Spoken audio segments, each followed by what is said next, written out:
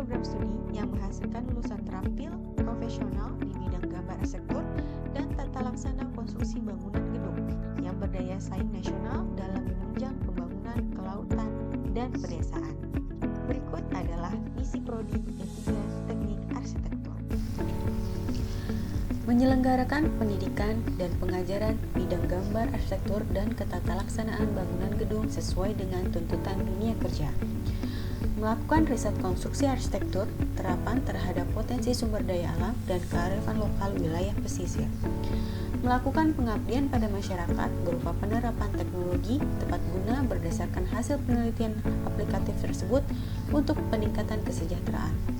Menyelenggarakan tata kelola program studi yang transparan dan akuntabel serta pelayanan akademik profesional berbasis teknologi informasi yang bermutu mengacu pada standar ISO 9001-2005. Menyelenggarakan kegiatan mahasiswa dalam bidang kewirausahaan jasa konstruksi bangunan, pengaplikasian ilmu pengetahuan teknologi, seni budaya, kerohanian, dan karakter serta olahraga di tingkat nasional. Selama aktualisasi diri, saya mendengar isu tentang lambatnya kelulusan mahasiswa D3 Teknik Arsitektur mencapai 54%. Untuk itu, saya mengangkat isu tersebut untuk saya selesaikan dengan kegiatan menyusun panduan tugas akhir bagi mahasiswa D3 Teknik Arsitektur guna mempercepat penyusunan tugas akhir. Kegiatan 1. Persiapan dan pengumpulan data. Tahap pertama, membuat rapat terkait panduan tugas akhir dan mendapatkan surat tugas dari Kaprodi. Tahap 2, mencari keperluan data terkait panduan tugas akhir seperti format penulisan dan SOP tugas akhir. Ketiga, membuat matriks dan timeline bimbingan tugas akhir. Yang keempat, evaluasi data dengan Kaprodi atau kepala laboratorium atau kepala studio tugas akhir. Dan yang kelima, lakukan bimbingan dengan mentor ataupun fasilitator.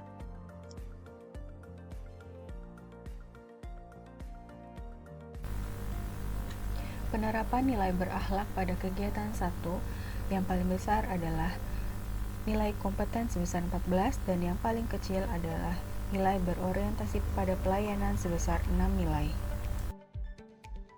Kegiatan kedua yakni menyusun format tugas akhir. Tahap pertama yang dilakukan adalah menyusun format tugas akhir berdasarkan data yang telah dikumpulkan pada kegiatan 1.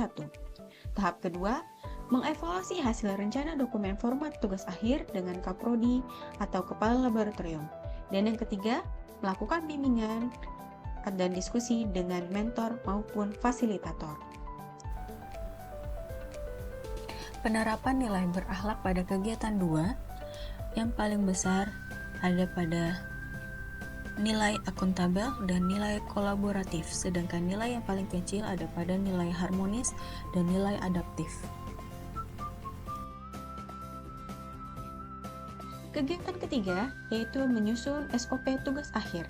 Tahap yang pertama, menyusun draft SOP tugas akhir. Tahap kedua, melakukan evaluasi draft dengan Kaprodi atau kepala laboratorium. Dan yang ketiga, melakukan bimbingan dengan mentor ataupun fasilitator.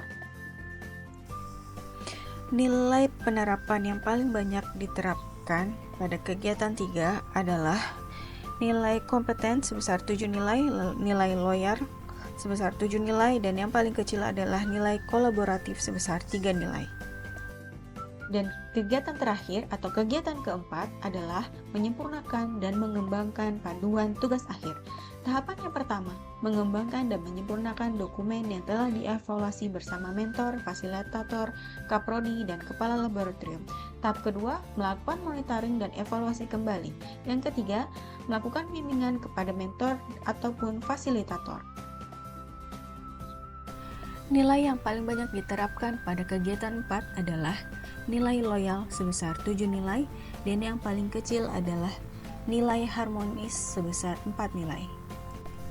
Nilai yang paling banyak diterapkan secara keseluruhan kegiatan adalah nilai kompeten sebesar 32 nilai, dan yang paling rendah nilai berorientasi pelayanan sebanyak 20 nilai.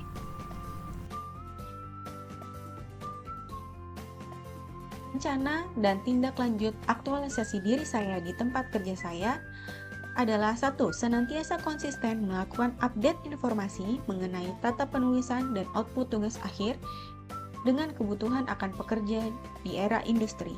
Dan yang kedua, mengembangkan serta mensosialisasikan baik secara personal maupun digital pada unit kerja dan tidak hanya sekedar informasi namun juga sebagai kewajiban bagi mahasiswa tugas akhir. Sekian laporan aktualisasi diri saya. Semoga kegiatan yang saya lakukan dan hasil panduan tugas akhir saya dapat bermanfaat bagi unit kerja saya. Wassalamualaikum warahmatullahi wabarakatuh.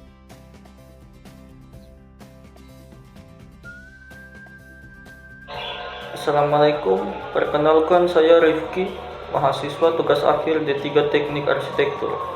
Dengan adanya panduan, format dan SOP, tugas akhir saya terbantu dalam penyusunan tugas akhir. Sekian dan terima kasih. Assalamualaikum warahmatullahi wabarakatuh. Perkenalkan, nama saya Reno Paspito, mahasiswa D3 Teknik Arsitektur. Dengan adanya panduan atau format dan SOP, tugas akhir akan membantu penyusunan tugas akhir. Terima kasih.